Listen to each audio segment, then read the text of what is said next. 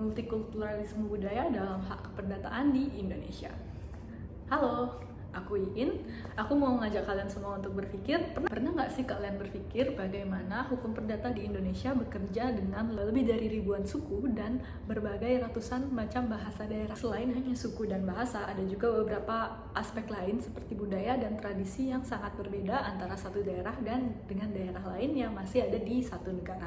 Dengan berbagai keragaman tersebut, sekarang pertanyaannya ada dua. Satu, apakah hukum perdata kita mengakui keberagaman tersebut? Dan dua, apakah kita dipaksa untuk tunduk pada satu aturan yang sama?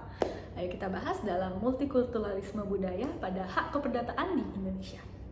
Oke, kali ini kita akan spesifik membahas bagaimana negara mengelola ketika kita bicara tentang keberagaman.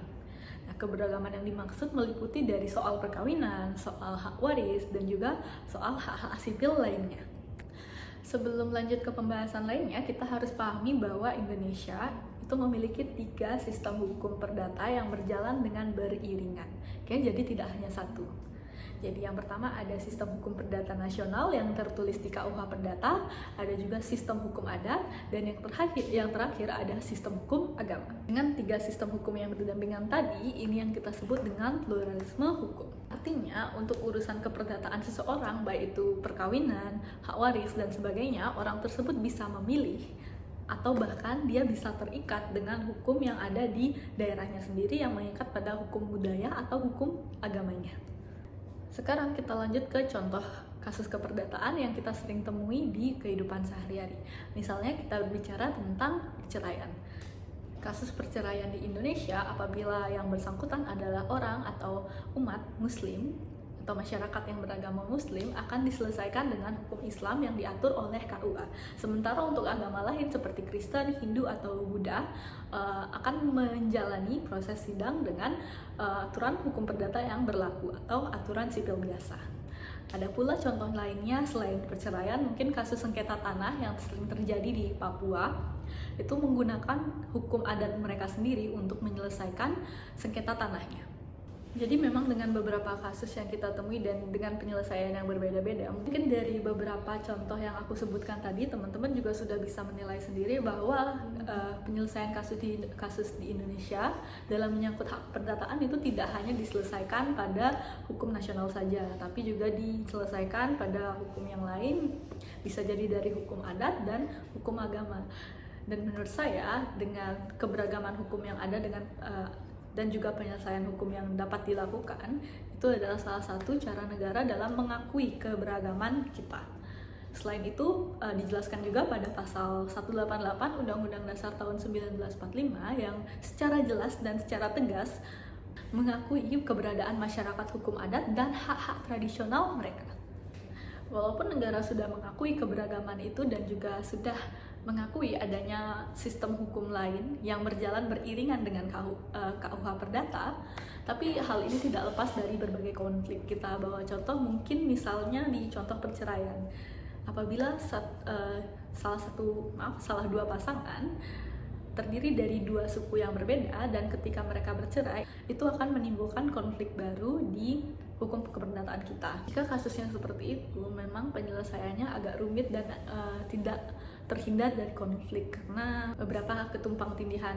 Misalnya jika kedua sukunya berbeda, memiliki hukum adat yang masing-masing berbeda, apalagi juga agamanya berbeda, itu akan menimbulkan permasalahan baru lagi, konflik baru lagi, dan penyelesaiannya biasanya diselesaikan melalui pengadilan negeri dan melalui KUH Perdata. Jadi ya tidak terhindar dari konflik.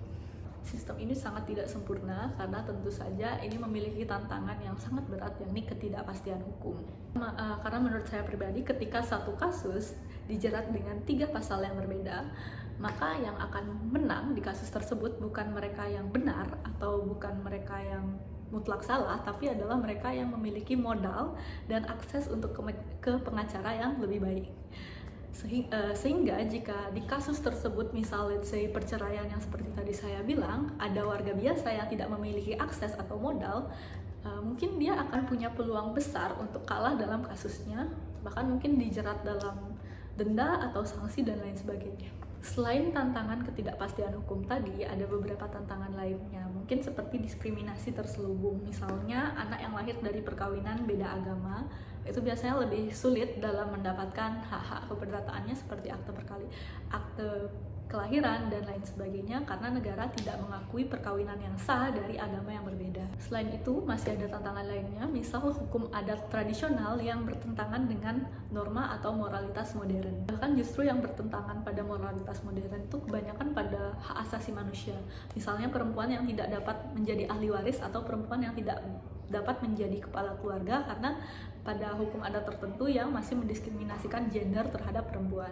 Jadi pada kesimpulannya, kedua pertanyaan yang tadi aku lontarkan di depan itu sudah terjawab. Apakah negara mengakui dengan keberagaman hak keperdataannya? Itu juga negara memang mengakui. Selain dari ketiga sistem hukum yang dapat berjalan secara beriringan, negara juga mengakui pada Undang-Undang Dasar 1945. Apakah kita semua dipaksa tunduk pada satu hukum yang sama? Ternyata itu juga terbantahkan karena di beberapa kasus perdata penyelesaiannya justru meliputi 3 sudut pandang tadi dan 3 aspek tadi dari hukum KUH perdata yang ada, lalu hukum adat, dan terakhir hukum agama. Jadi multikulturalisme dalam hak keperdataan kita ini adalah keharusan dalam sejarahnya, namun juga tantangan hukum yang belum selesai hingga saat ini. Di sini kita juga patut bangga karena negara sudah mengakui adanya hukum adat dan adanya juga hukum agama. Namun ini tidak menutup terjadinya konflik di lain hari, karena perlu kita ketahui dan kita pahami bahwa sistem hukum adat tidak selalu sejalan dengan yang namanya kesetaraan, kesejahteraan, dan juga perlindungan hak terhadap warga negara. Sekian dari saya, semoga penjabaran saya bermanfaat dan terima kasih.